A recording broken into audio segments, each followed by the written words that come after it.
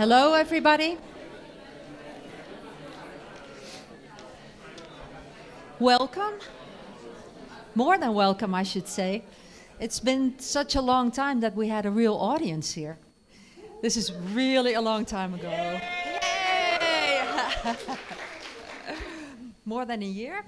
It seems like years ago. So, and especially after the last week, which was such a terrible week, and with so many violence and war, etc. I'm really longing for this kind of gezelligheid. So, you're very welcome. This is Schools Out, number 23, and we have Studio Ossidiana tonight as our speakers. Alessandra Covini and Giovanni Bellotti. There's going to be a lecture and there's going to be a Q&A afterwards, so if you have questions, feel free. And also, this is, as you probably will remember, a permanent element of the Schools Out evenings. We'll have a short break, and afterwards there will be a movie chosen by Jorten Hollander, who is the curator of the Architecture Film Festival, and especially for tonight, and as a tribute to our friends and colleagues in Ukraine, we'll have a short animation story movie that will be, it's chosen by Jort and it will also be introduced by him. But first about Studio Ossidiana. It's an office that works on the crossroads of art and architecture and design, with a highly original style and expression of projects. It's often described as poetic and dreamy, but I also like that aspect that their work is very hands-on and has a material quality in the sense of new materials. So it's a bit of sort of technical inventions and fairy tale at the same time. In 2018, I think that is when I became aware of the office. It was when the studio was awarded with the Dutch Prix de Rome, which is a prestigious prize for architects under the age of 35. And that was for Amsterdam allegories. I'm sure that you will also talk about that, right? So afterwards, we got in touch, and Alessandra was part of an Inti project, even went to Milton Keynes, of all places. And now the studio is actually sort of a neighbor of us, because it is based in the same street, in Delftsestraat. So Studio Ossidiana consists of two architects, originally from Italy. Alessandra Covini, who studied in Milan and Lisbon and received her master's degree in architecture from the TU Delft. And then Giovanni Bellotti, who studied in Venice and also at the TU Delft, holds a degree from MIT, where he won not only the Best Thesis Award, but also several other grants and fellowships. Quite impressive. And who worked as an architect in Europe and in the US, and also as a researcher, both at MIT but also at the Y Factory, the TU Delft.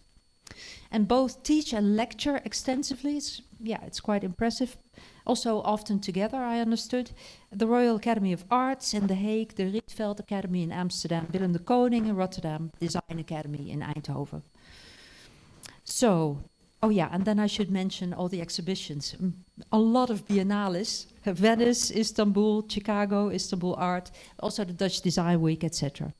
So, without further ado, I would give the floor to you.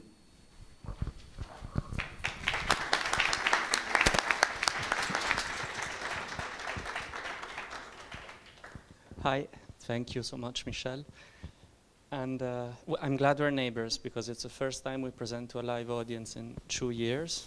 And I think if we were not in our comfort zone, we'd be way more intimidated than we are. And we are really happy to actually have a chance to present some of our work in person and maybe have a chat later as well. And what we wanted to do tonight is to share some recent work, perhaps with the exception of Amsterdam Allegories, which is still recent work, but it's maybe the oldest of the group will show.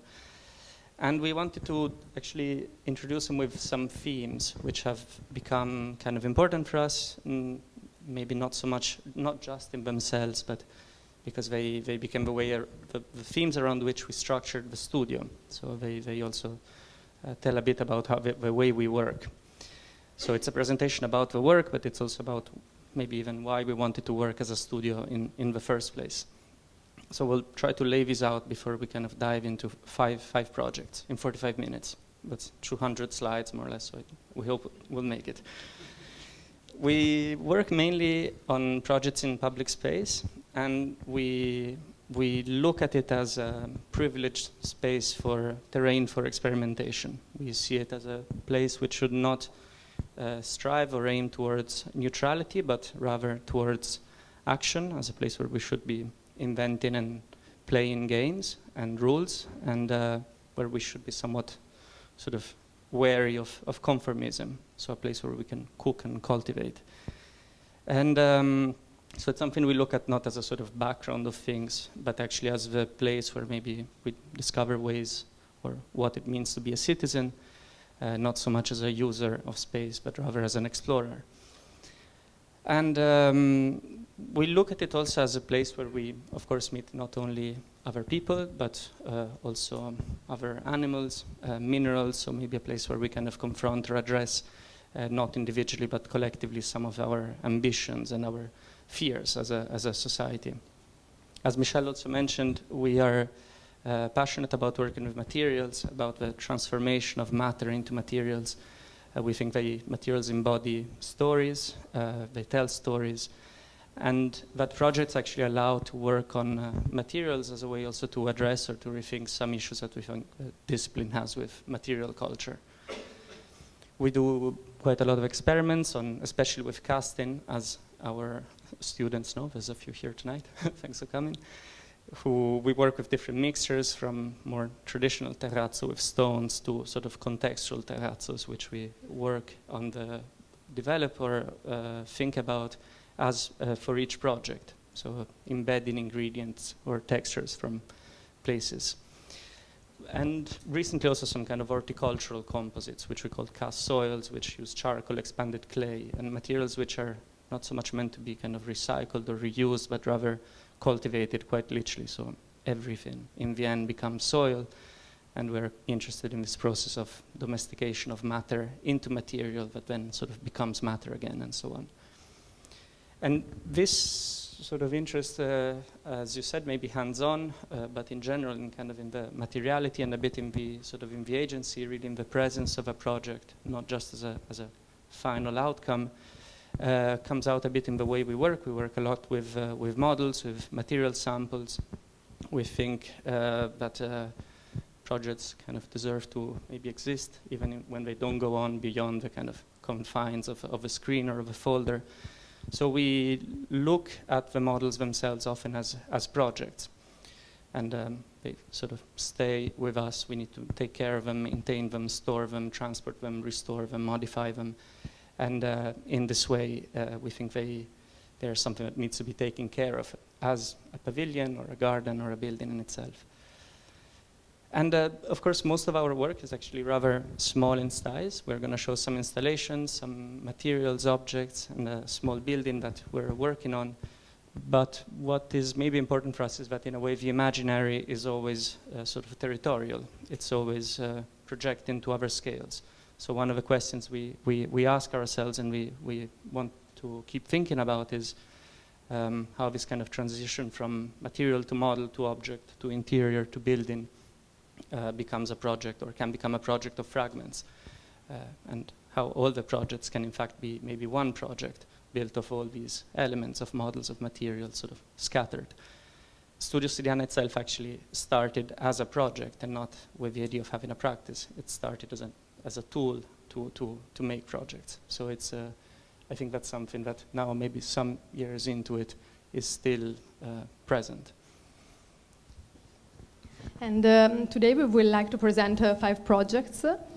And we would like to start from actually Amsterdam Allegories, which is, as Giovanni was saying, is the least recent of the work that we will show tonight, and is the one that, like the project that won the Prix de Rome in 2018, but still is a very important project for us because it was a manifesto that was not only a manifesto towards the outside, so to communicate our position as architects, but especially because it was a manifesto for ourselves. So with the project, actually, we wanted to develop a series of themes and methods that then we carried on developing and researching in other projects. And it was also the beginning of like working with models and materials that have an agency on their own. So it was also a project that worked at the scale of the city and the territory, but also at the scale of the island. And that could be understood more as a port or an embassy rather than a master plan. And like with the Prix de Rome, the jury gave us a site, which was 6 Haven, opposite to the central station in Amsterdam. And 6 Haven is a very fascinating place. It's a piece of infrastructure of the 19th century. It's a lock of the Noord-Holland Canal. So it was connecting the port of Amsterdam all the way to the Neanders, and was basically an alternative route to the Zuiderzee for transport of goods from all over the world. And today is one of like the few places that are undeveloped, so it's a sort of dream of developers right in the center of the city. And then Amsterdam city center historically has always looking south, so the Eye Canal was not the facade of the city, was rather the port, was the place where goods were coming in. But as Peter Bloom predicted, actually the Eye is becoming like the Grand Canal of Amsterdam, and 6 Haven is right in the middle of this transformation, so it's becoming the geographical center of the new city around the Eye. And so we imagined at the very center of the future city a place for new experimental public spaces, so a civic port that could host a fleet of 21 floating islands docked in 6 Haven, but also free to be transported and anchored within Amsterdam territory. And we were imagining these islands as places like to explore and cultivate, where to cook, where to climb, where to bath, and each would be an embassy of the other Amsterdams. So the one of the port, of the warehouses, of the polders. So we were imagining this place as an alternative or a way to confront the bold but somewhat sterile language of the icons or the cliché of the fancy waterfronts with historical ships or the supposedly neutral vocabulary of public spaces when limited to the rows of trees, benches, and cafes. And the islands, we imagine them as places of actions where forms and materials would be allegories of past and present of the city and this expanded territory. For example, of historical palaces, of floating baths that inhabited the shores of the Eye, or Baroque Lustoven, but also elements of the port, like the heaps of coal, of sand, or the fumes of the chimneys of the factory and the polders of the waterland. And like the islands, we imagined that would be accessible only by boats. So we started seeing with this project water as a democratic surface, so an unknown territory for everybody, where there are no beaten paths, and the fact that water enhances encounters. On water, we are closer to fellow humans, a bit like when we walk on the mountains, when we say hi, because it's both a pleasure but also precaution, because then we make our presence known. So in an environment where we are foreigners or guests. And then like when we began to design, to think and build models of these islands in our office, each island became in a way a project in itself. So the project became also the project of composition of stories, of architectures and ideas of nature. And as we proceeded, the different islands, the different projects started communicating with each other, suggesting new encounters. And now we'll just say something about like a few of these islands. So this one, for example, is the Shure Island. And we imagine it as like a tribute to the Dutch coast, so a thought on the relation between the city and the territory, but also on the relation between leisure and fear. So it reflected both on coastal erosion, sea level rise, but also wanted to convey a certain optimism. So it's a vast sandpit that can be dug, excavated, buried, hidden by use, but also can be farmed. So at the end, it's a sand garden. Or this one is a black mountain.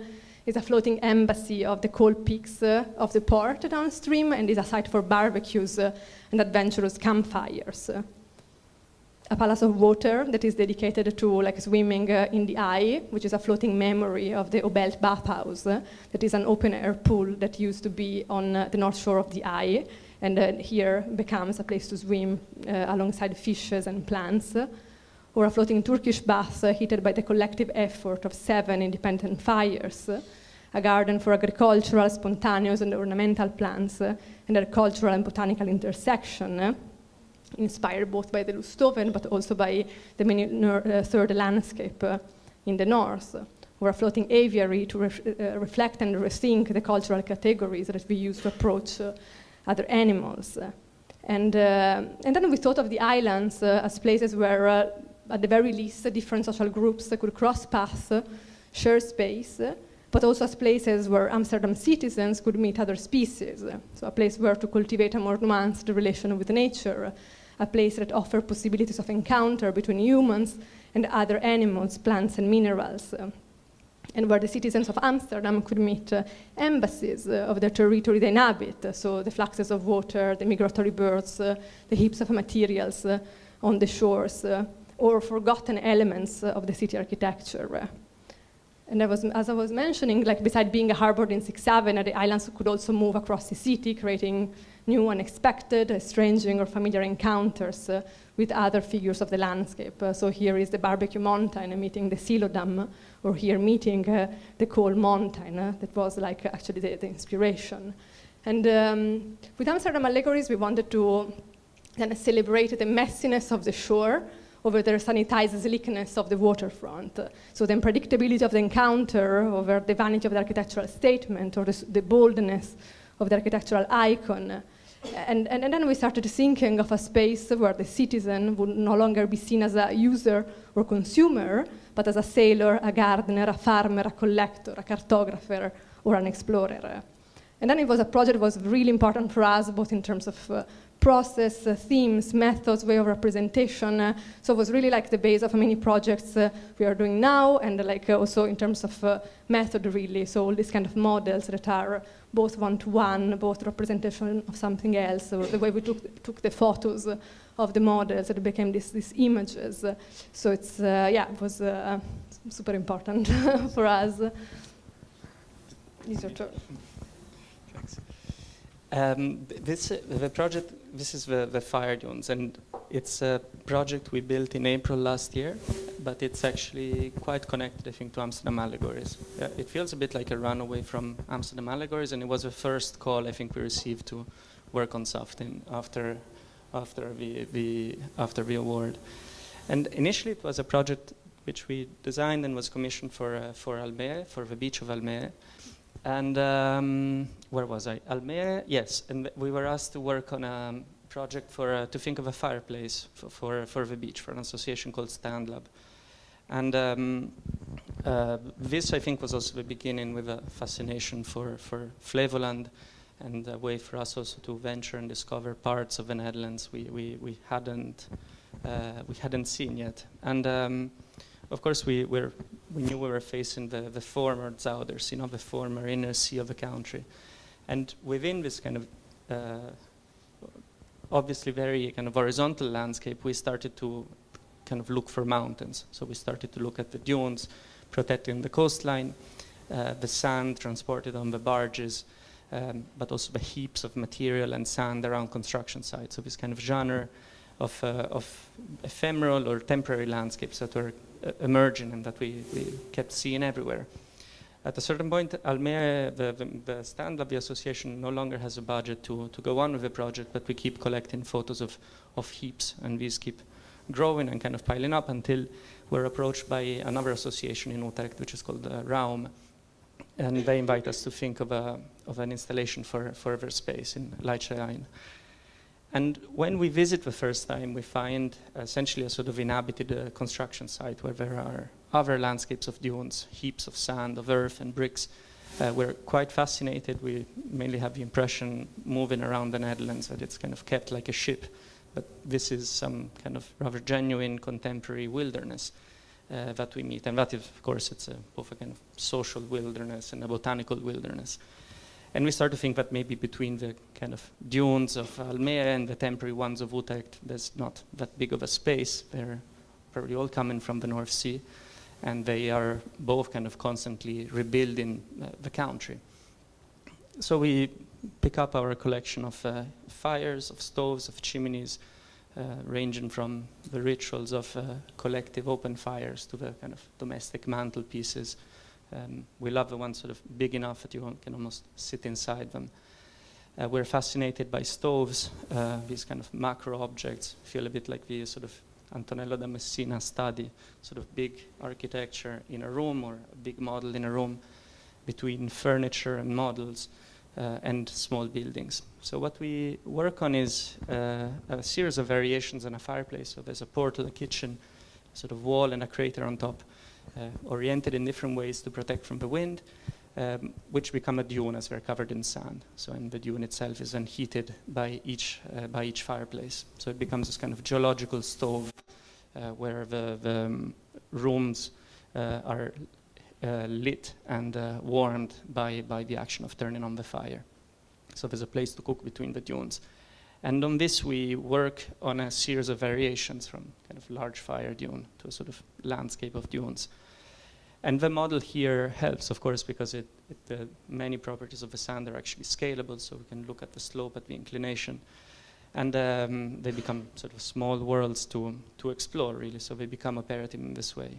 These are, I think, the rooftop next to this, where we took the photos a couple of years ago when we started to work on this project of the models lit by night. This was the main fire room. And this was actually the first time we lit the fire in Utrecht in spring last year. I think Riccardo De Vecchi, who is a photographer, not just for this project, but for, I think, most of the projects we'll show tonight is here. And this is also his work that we're showing. And so this was, I think, really the first evening when we tried out the barbecue and cooked for the first time, sort of almost within these sand caves. So we tried out the oven with some, I'm afraid they were Albertine pizzas, but that's what we had. And the idea was nonetheless to kind of think about what's a space between this kind of domestic scale of a kitchen and the collective bonfire. And in the meantime, of course, the surroundings had completely changed. So they were no longer a construction site, but actually they were fully built apartment buildings.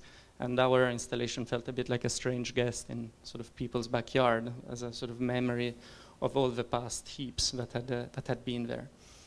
It became really quite lively during the summer.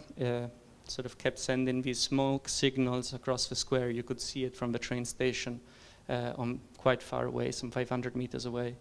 And these are some photos of a process of installation. And we think these are quite important here, especially they show this project not really as something fixed, but as something that sort of keeps moving, that needs to be maintained. They have the same dynamic, although kind of obviously require different amount of energy to be moved as our earlier models. And this became quite lively over time, something between a kitchen and a landscape and a playground, where, of course, like games which were not designed sort of started to happen. He was quite amazing. I think he spent an afternoon, and Riccardo photographed quite a few of the evolutions he made. So a project actually made a lot by the footprints, the traces of fire, the kind of constant scooping up of the sand, which needed to be maintained throughout the summer, and which really makes sort of little sense without the actions that it brings.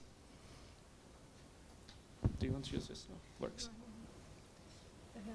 It works, yeah. So now we would like to talk about the Birds Palace, which is like a floating garden for birds and bird watcher that we installed in Vondelpark this summer. And we have a bit of history with birds, so like we won't get into it tonight. But for a while, like we've been interested in spaces like bird cages, zoos, but also bird feeders, dovecotes, bat towers, and which are a collection of mediative objects through which we negotiate the space and our relation with other animals, in particular with birds. And we are particularly interested in birds because they carry metaphors in every culture, perhaps more than other species. So they connect the ground and the sky, and they are between heaven and earth. But birds are also very literally the greatest force behind the globalization of nature, along with humans, as they disperse the seeds and through adaptation and migration, they exist in every corner of the planet. So they're always around us, always very close, even with us in a way. So in the sense, like basically imitation of birds precedes and probably leads to every form of music and language, but are also completely remote from us, so like 40 million years of evolution. So basically this is a research that we've been developing through projects, through models, some installation like the Venice Biennale and Hatton Institute and so on. And one of these iterations was actually the Bird Palace. So, as I was mentioning, it's a floating garden that is anchored in one of the Vondelpark ponds, and is a space for the encounter between birds, like native, non-native, feral and wild, and the people of Amsterdam, so residents, commuters, students, and tourists. And it's a floating island to be explored by means of bird watching, so picking between the canopies of trees or bushes, or to be observed from the shore with the support of binoculars or cameras. And is imagined as a contemporary public Lusthof, and which used to be pleasure gardens of Amsterdam Golden Age. We actually mentioned them quite a bit tonight. We really love them. And they were often only accessible by boat, and they were reserved for nobility. And our garden is dotted by tall perches and bird feeders that are looking like abstract birds with beaks to nest in, but also bellies full of seeds. And as the garden was installed, like the first courageous duck went in exploration. We realized with all of our installation with birds that the ducks are the most explorative and adventurous. So basically this duck decided to venture inside, discovering the large buffet, because seeds were dispersed also on the ground. And slowly the island was inhabited by other water birds, was discovered. So for example, like Egyptian geese found their spot drying their feathers after a swim, and then they were followed by pigeons. We noticed that magpies and crows were more cautious, so they first observed for a while and then take the courage to actually venture inside. And then the perches and bird feeders emerged from a heap of fertile soil. And the idea was that as bird feed, play, and deposit guano on the heap, they disperse seeds and fertilizing the ground, becoming the gardeners of the floating island. And so the idea was to imagine an installation which visitors could never reach, so it was only accessible to birds, and to people if they're committed to become observers, bird watchers, and keeping the distance, enjoying a sort of timid relation based on seeing and being seen. And this is the garden that pivots on water, and we like to look at it as an inverted panopticon where people are observed by birds, and where people are not absent, but somehow not at the center. And there is maybe you. Yeah. Is it me? No, it's okay. Okay, so now I would like to go on with another project, which is called the Tree Floating Rooms. And it's a project for a small museum for land art and multimedia in Almere, within Floriade. And we won the competition for this project in November 2020, so a little more than a year ago. And the construction is almost finished, and will open with Floriade on the 14th of April. And As most of you know, Flevoland is the latest province of the Netherlands and has been transformed over the 20th century from sea into new land through one of the largest engineering efforts of the past century.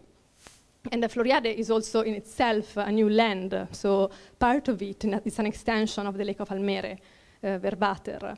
And the process for us began and continued over the past year as discovering the landscape of Flevoland, so islands that belong to the sea becoming mainland, or new islands enclosing lakes of dredged silt containing new forms of nature that appeared.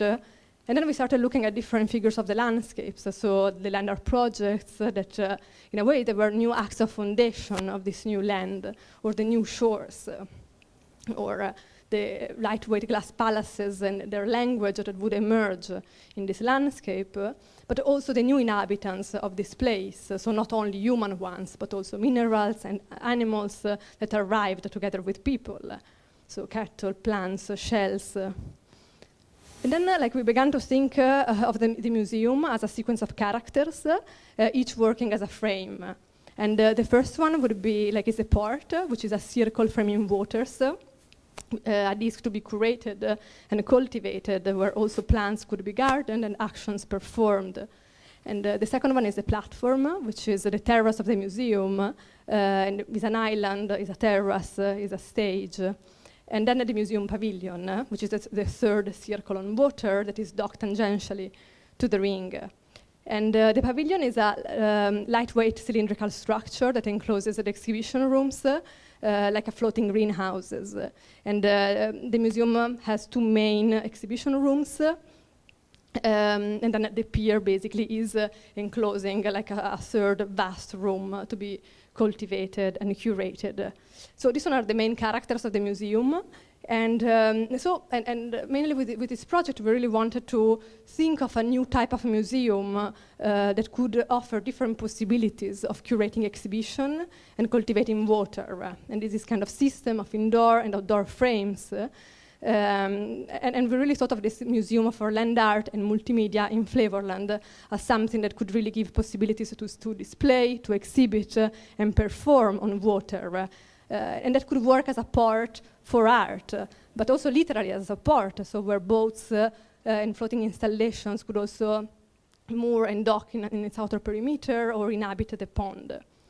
And then here you can see some of the curatorial possibilities that we started imagining. So from a water courtyard that could be maybe for water plants or floating treatment wetlands, or the port where actually, boats could moor, or new exhibition spaces could appear. So barges with plants growing on top, or maybe houseboats for artist residencies. So different ways of presenting artworks. And this is the position where the pavilion is located within the main square and canal of Floriade. And so if the first room is imagined as a port, the pavilion is imagined as an observatory. So it has a very simple design with a service on a core and circulation on the side. But we really wanted to keep experiencing the loop of the circle. So from the square to the pier to the exhibition rooms and all over again.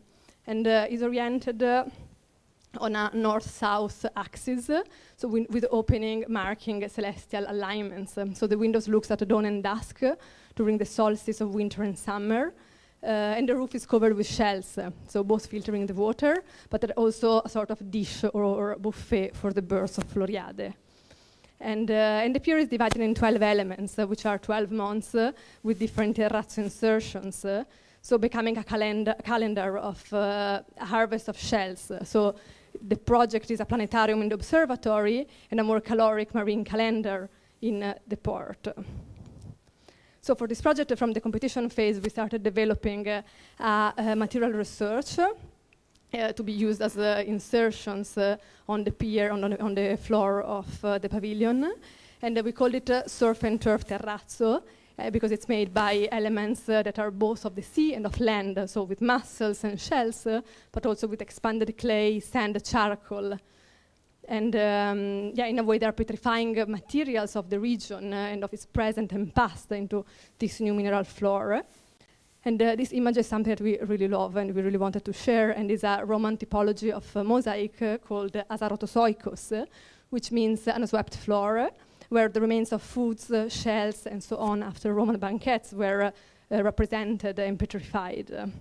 So we started imagining that our surf and turf terrazzo could belong to this mosaic genre.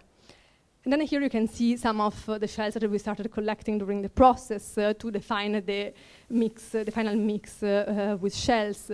We also organized several dinners with the terrazzo artisans to collect materials for the terrazzo. And and here even more. And then we started working with the fishermen to actually get way more. And so for every project, we do some samples in our studio where we study to the first material studies, and then we scale them up with the artisans of a larger manufactory. We collaborate a lot with Tomello, that is in the port of Rotterdam. And these one are some tests, are the formworks of some samples for the counter at the entrance. And these one are some samples of the pier, so collected based on the region. So this is January with oysters, sea snails, and razor clams, July with razor clams and mussel, and December. And here the mixture of shells. And this is a sample, which is a little bit like cooking. And then polishing, which we also do in the manufacturer in the port of Rotterdam. And we really like this because the shells start emerging while removing the first patina of cement.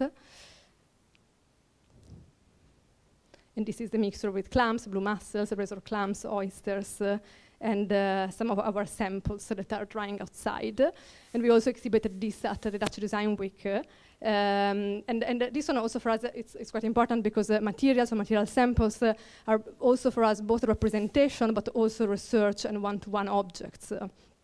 And so, for example, some material samples were actually book holders, again with the photos of Riccardo, and or like these book holders shaped as hips, or games. So this, for example, is a surf and turf chess piece, so a sort of game of the sea against land. And here, these one are some competition, the images that we presented at the competition. So we envisioned the pond almost as a sort of main room of the museum, inhabited by art, people, and other species, where one could arrive by water from the canal, or could observe the sculptures from within, but also swim or fish, or in very well cold winters, the water might freeze and could become a skating ring, or where to do bird watching. And by night, we imagine it could glow like a lantern, revealing the digital art of the inside. And then we stepped from the competition to a different type of representation. So for the latest development of the project, but also to communicate with the developers, the municipality, so not only the jury. And so this one are other images, and this one is how the facade by night will look, where like a series of shapes will emerge from the building. And the walls are in semi-transparent polycarbonate, and inside it will be wrapped by a curtain, where cut-out shapes will allow to filter through in different ways. So a series of forms will emerge on the facade, only designed by light, and with openings on water. And this is are some images of the construction site a few weeks ago. And this one is exhibition space that is facing north. So the wooden structure, so there is only basically one layer in these photos of polycarbonate, and now there is a second skin. And we like the fact that we could almost recognize colors and silhouettes outside. And this is a future opening with its insertion. And another thing that it's like if one space is facing north, but the other one is facing south. So while moving across the pavilion, the lights changes. And this is Wesley, the terrazzo artisan, that working with a mix of shells on the insertions. And this is like the photos once it's polished with the mussels and clams, and images of the ring, and the view from the square And this is the first building basically that we are realizing. And after continuous works on the circle, a cycle of simplification and complications, it seems to us that it returned to the first small concrete model that we made during the competition. So a port, the terrace, the room of water, the internal space protected by a greenhouse. So basically 3 rooms to live in, set up, care and cultivate. Actually, we're very late, we realized. Do we have time for one more project? Yeah? Okay, thanks. We timed this and it was completely useless. So the last project we want to show is called Buyukada Songlines. And it's a project we developed for the Istanbul Design Biennial, which was postponed, I think, 3 times last year. So it's been actually a very, very long project well, it accompanied us for a long time. We were invited by Mariana Pestana, who was a curator, and Buyukada Songlines is essentially a floating garden we designed to navigate the waters of Mama and the Bosphorus. So connecting the Prince's Island archipelago with the city's Asian and European shores. So what we have actually is mainly a photographic journey, again, with beautiful photos by Riccardo. And also Maya Giulia is here, who worked on this project and saw it develop over time. Yeah, good.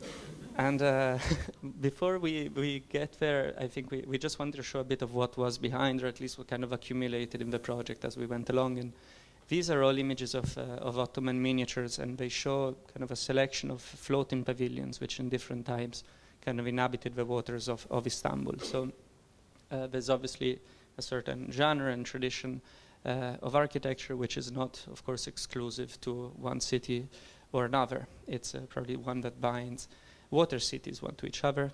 Aldo's Teatro del Mondo, which already, of course, it's in Venice, but it was also in Croatia, and it's already combined in architecture of Renaissance architecture, of Florentine kiosks and Elizabethan theaters, together with a kind of ephemeral architecture of a carnival. Robert Smithson's floating garden, never realized, I think, in his lifetime, but realized later on as floating around Manhattan. So more, we think that than a kind of representing a place or even a genre of architecture or even an archetype like that of the ship or the island, actually for us the floating garden was a way to collect stories. So it belonged to a tradition of telling stories on water, from Homer to Conrad to Ursula Le Guin to Robert Louis Stevenson, of course, all the way to Aldo Rossi and Robert Smithson.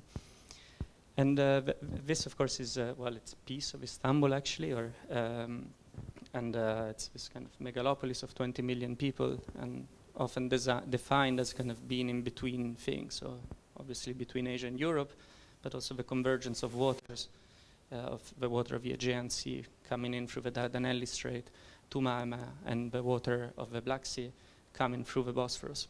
And of course, cities within cities. Again, it's often been looked at as being born a bit from the encounter between Galatapea and of the Golden Horn and of Skutai. And then there are the 9 islands, which you see on the bottom of the image, which are just 5 miles off the coast. So we always enjoyed some kind of autonomy from the mainland.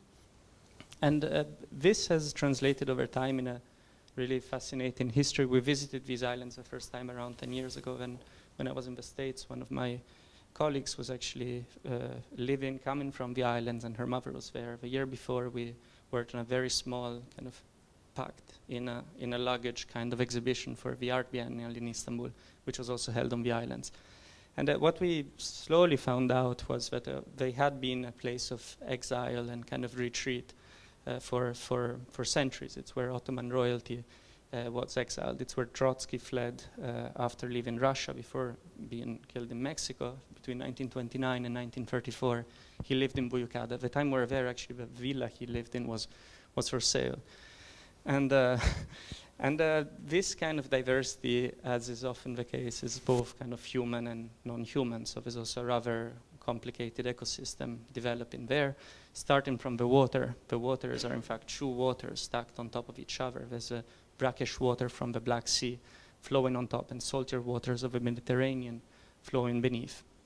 And here it's where we started to have conversations about Buyukada songlines, bringing a bit of Chatwin's diaries of the Aboriginal Songlines, this idea that territories can be defined not just as lines on a map, but as a form of knowledge and other forms of proximity through the knowledge of music and paths and plants and rocks and so on. This, in the end, was more or less the route that we followed as the barge moved through the archipelago, coming from the Asian shores, heading towards the European coast of Malmö before actually returning to the islands one last time. And this was our garden in July last year, as it was docked on the commercial port of Buyukadad, where we were greeted by a surprise captain.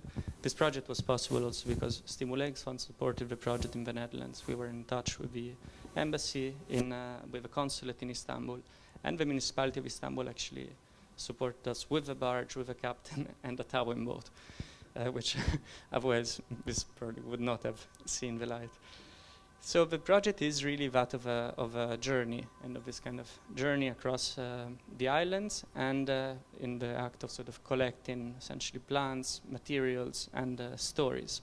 At every stop it became a public space. It was curated by a group called the Young Curator Group from Istanbul, who organized all sorts of events, really quite an array of things.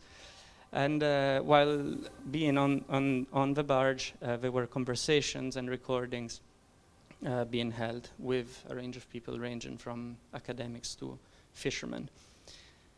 And going back a bit to Amsterdam Allegories, this is, I think, what became important for us, that we could speak of the map and of the abstractions that we used to talk about the land while kind of being on the water that we were addressing, while being able to touch it. So, and of course, Ale also mentioned this idea of how we think some kind of empathy, which was also the theme of Biennial, is kind of heightened on water when we are in an element which is not our own, where we don't really have a route, but we have a sense of some kind of parameters. A more maneuverable vessel gives way to the less maneuverable one, right? Experience kind of comes into play, weather comes into play. So the garden traveled across the island and kind of through a series of lenses and conversations actually looked at this land and this water. This is the island of Neanders, which is uninhabited, although it's obviously inhabited by a huge colony of cormorants. What you see in the back is the island of Elibeliada, which was a source of copper and iron already in Roman times, and that's also where the iron oxide pigment of the platform comes from. This is the island of Siveyada in the distance. There are many stories that come with these islands. This was an island that was already used to host Byzantine royalty in exile, but it's also where 80,000 dogs in 1911 were essentially exiled and killed when they were sent away from the streets of Istanbul and were essentially left to die on the island. Also in the distance, I think, is the island of Yasiada. This is where, after the 1960 coup, actually politicians and academics were held to trial, and it was already historically a place of exiles. So we traveled along with, of course, with guests, being guests ourselves, both in the country and on the island, and there were obviously sort of non-human passengers with gulls and crows, which would take a lift, and sort of a rather incredible experience also of being in the middle of Malmö with butterflies that had hitched a ride and bees that were kind of moving from one island to the next. This is as we approach the mainland with the sort of more recognizable minarets of the Blue Mosque and Hagia Sophia in the distance. I think the mosques of Yenikami and Suleiman on our left as we approach the Galata Bridge before actually docking in Haliç, where the barge stayed for around 6 weeks.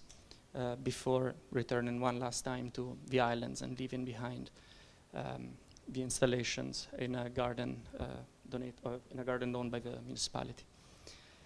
And well, thank you very much.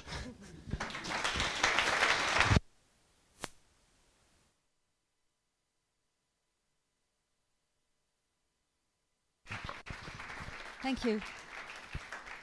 Thank you so much for this lecture. Beautiful project. Well, I'm sure there's some questions in the audience, but maybe I could go first. Maybe you also want to ask something. I was wondering about the birds and bees and the butterflies. we have been working here at the school with Dirk Simons a lot, and talking about the Anthropocene and about the position that you take as a human towards your environment. And then one of the positions that you can take is that of post-humanism, not to place people above animals anymore, but to see them as, well, as equals, basically. Is that a little bit the background of your fascination with, with birds, for instance, or is it more the side of memory and symbolism of birds and other animals? What is the importance of that category for you? I start because it's such a huge question. I think is it working? Yes. I think we have as everyone a sort of complicated relation, both with the idea, both of course also with other animals, and but also with the idea of sort of embracing them before we embrace other people. And I think actually a lot of the work for us is also to appreciate our being people. So I would say that I think what we have quite a few projects that deal with birds, especially indeed with the cultural history of birds, but also we have a bird that lives in our studio. And so it's both kind of in the flesh and in the metaphor. But I think for us they are important as a way to almost to look at ourselves as well. So to think that it's not necessarily maybe about being, especially through the kind of projects that we do. Of course, scale matters, right? There's a space between the representation and the design of projects like the one the Excitement does. But we are maybe not doing projects to make the bird's life easier, but in a way to become maybe better or people ourselves, or to have a bit of a more complex understanding of how birds adapt to us, how we adapt to them, how the transformation is always mutual, and that's, I think, a bit the starting point for us. Do you want to add something? Or? Yeah, maybe something. It's also a lot about, because what we were mentioning is the fact that, for example, birds are everywhere. But what we were trying to do, for example, with the Bird Palace or with other projects, is also to create something that could more like a tools almost to make sure that, to try to see them more, or actually to see and be seen in a way. So to look at birds also in different ways. So maybe this one was another aspect that was important for us, rather than necessarily creating the perfect habitat for the birds. And maybe also something else that we see a lot, these projects also as tools, as instruments where we can also research, this interaction between birds and these kind of objects. So many times, for other projects, for example, for a project we did in Arkdes in Stockholm, that was a public space for humans and birds, and also there were perches, and there were a series of environments for birds. We talked with the experts, bird watcher, and so on. But then we realized that it's not that easy, for example, to design an environment that then birds will like for sure. The clients are birds. And at the end, in that project, there was a sort of specific garden we created for the birds. And then the bird watcher was saying, okay, they will never go in the pond. And then there were all these colonies of birds in the pond, really having fun there. So yeah, it's maybe I just went a little bit all over, but this one were just other examples. It's very different from an environmental approach to birds. And I'm still hoping for that we will develop the roofs of our buildings in this whole street as a park, and then I think there should definitely be a bird palace on top of the roof. Also, we'd love to walk here on the roof. Yeah, it would be amazing. Yes. And I like the idea that ducks are the most adventurous. I never searched that behind them.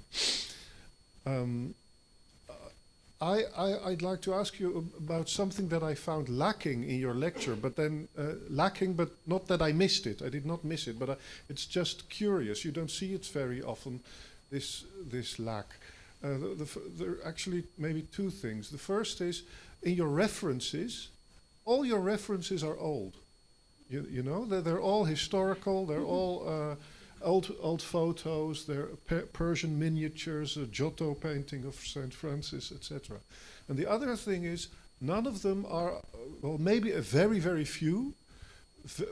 Hardly any of them are architectural.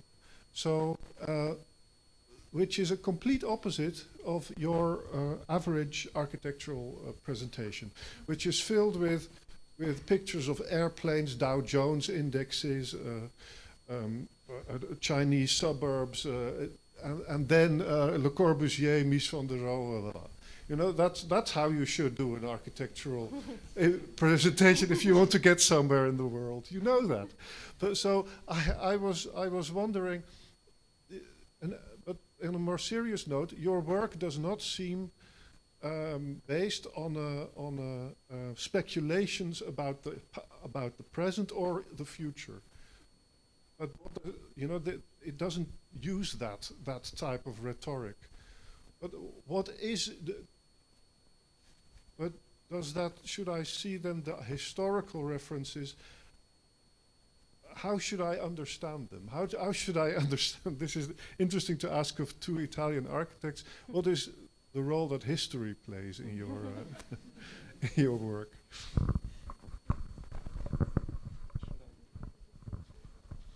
It's a really good point. I was trying to think. The heaps. Oh no, yeah, even exactly, some of the me too. heaps we used are a bit dated. You know, we're probably not there anymore. They just become like a square somewhere, or and yeah. I mean, I think we maybe. So there's this.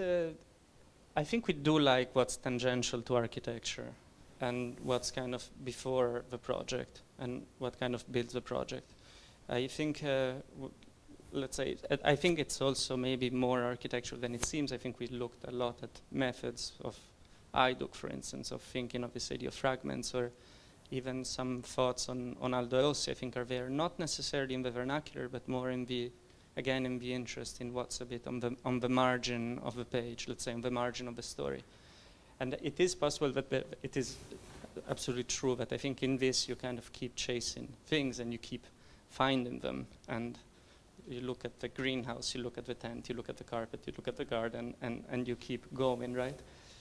What we hope, though, is, I mean, what we think is that it is, in a way, about the future. At least for us, it is about the future. But it's maybe a bit in the hope of a kind of a future which can be sentimental as well as kind of quantitative, so to say. I leave maybe the more complicated answer. No, I'm still thinking.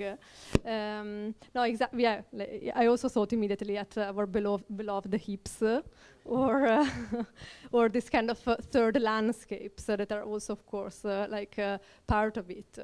But of course, I totally see it. There is an overabundance, or like the ratio between like historical references and more the contemporary one is different. Maybe.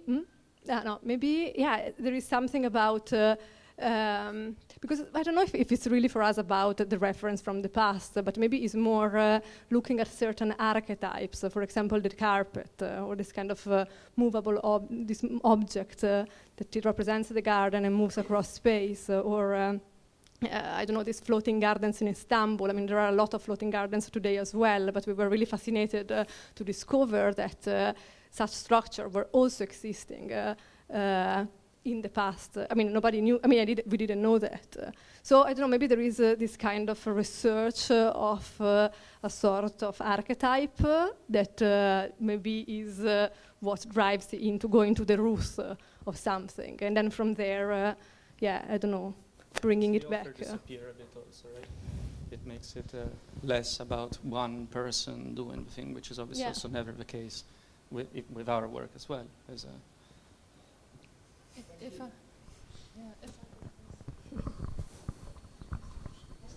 Okay, so if I may pursue this just a little further, I don't have quite the brilliant caricature of what an architecture lecture is, but I did see a little architecture. And the one that struck me was the John Haydock slide you had of the Mask of Medusa.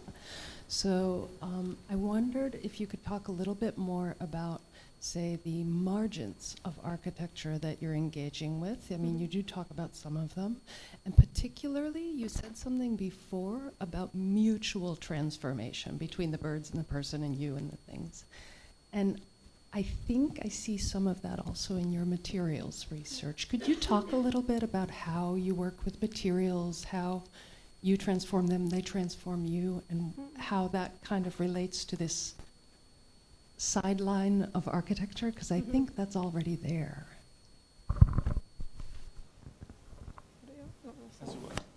I feel I should be taking notes. Also, maybe it's like late on Friday. It's Hajduk is maybe the easier answer, but I studied in Venice, and one of my professors was called Luciano Semeani. He was a very good architect. He died some years ago, and he was in touch with Hajduk. So there was some kind of connection, and Venice had, I think, different schools. Let's say many masters, so to say, for better or worse. So I think that kind of came in quite early in my education. It took a while to digest, and then it kind of came back with the impossibility of not working in fragments, if anything, for the scale at which we work, or maybe for kind of how knowledge maybe is today. Many stories happen in parallel and not just one kind of grand narrative that we can fit in. But of course, it was a desire of having Hajduk that you can touch, and that touches things, and that maybe is also more kind of vegetal, mineral, human, animal chimera, rather than a creature embodying a fragment of a city as a sort of actor.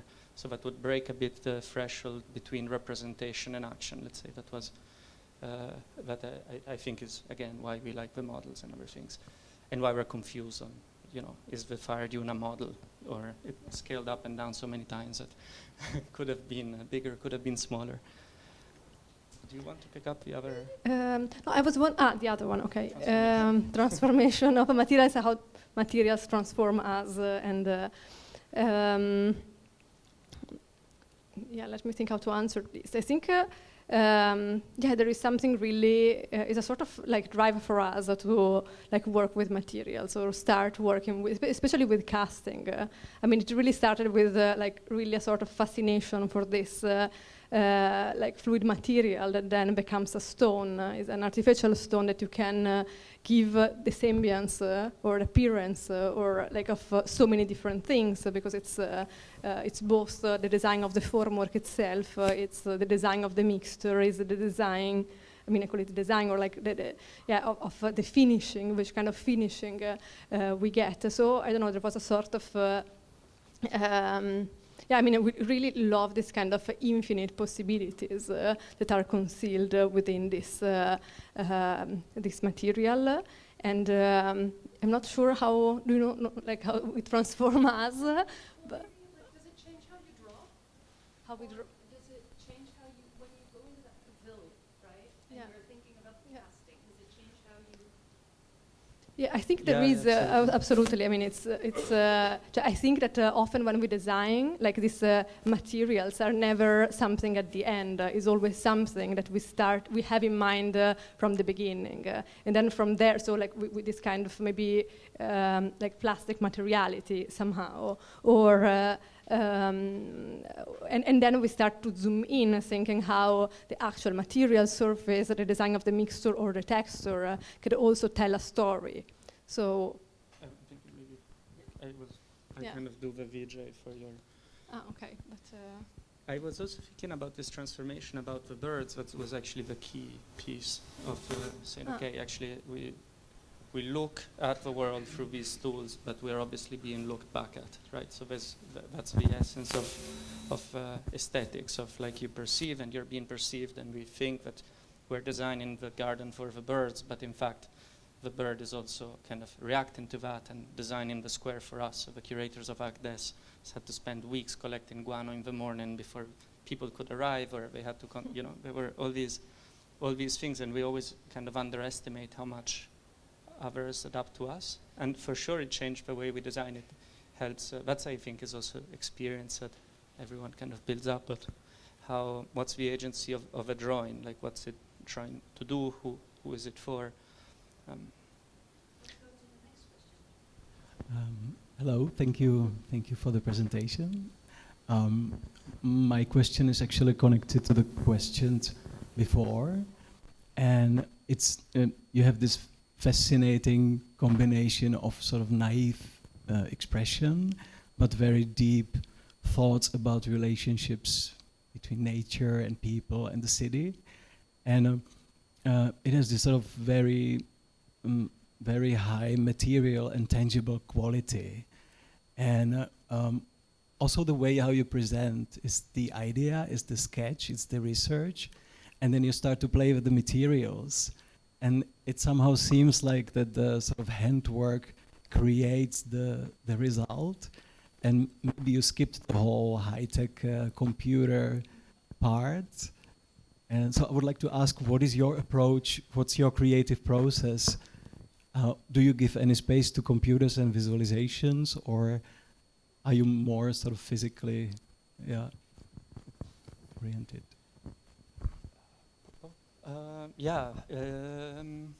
Let me think. I mean, it's not hidden, but it's also not prominent in the sense that I think there's maybe other reasons why we do so many models. I think we graduated with a complete kind of graphic hangover, and also in a moment, 2011, 2012, where in Italy I think nothing was being really built, which is kind of fertile ground for some things, but also leaves you longing for others.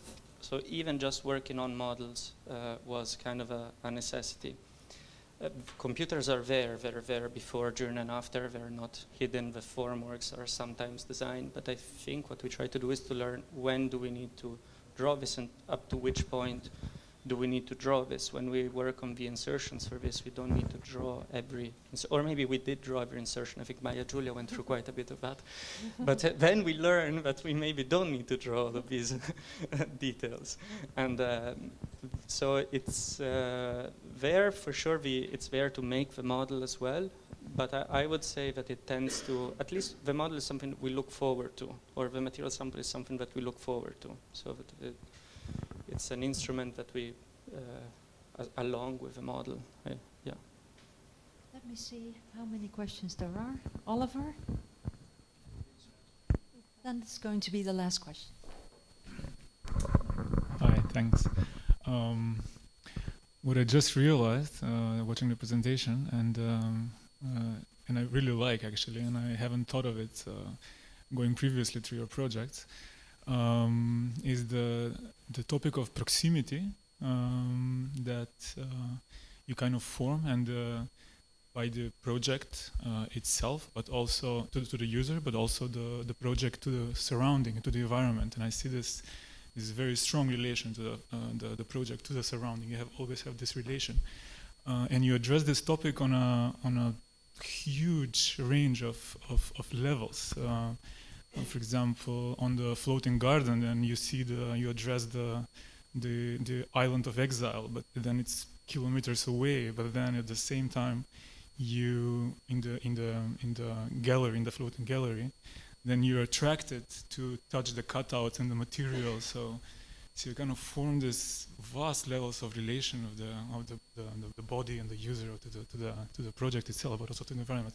So I was interested in kind of how do you address this? How do you approach it?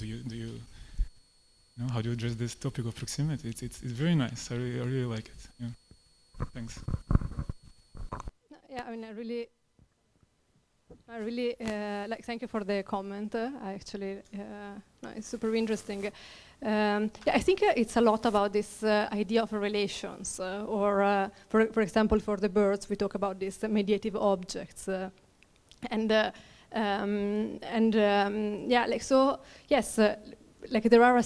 are often in project things that are drawn to also be touched or almost taken care of. So like this material sample, for example, but even the models that are populating our studio, they have a sort of, I mean, we really love the fact that certain kind of tactility, for example, could also suggest or drive to a certain kind of care. So maybe there are this kind of there is this kind of other aspect to it.